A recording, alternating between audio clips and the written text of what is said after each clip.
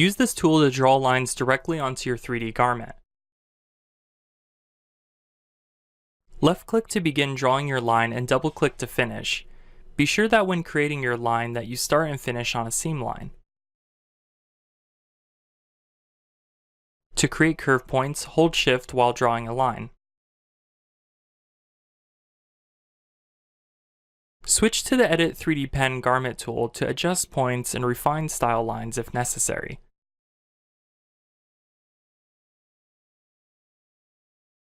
Right-click on the line to open the option window.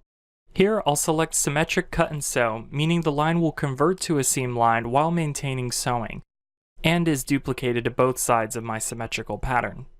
Drawing 3D style lines are a quick and effective way to design your garments. This tool works great for drawing style lines or shapes that overlap seam lines as well. For this back yoke I'm creating, I'll hold Shift to activate guides to ensure that my lines are drawn straight.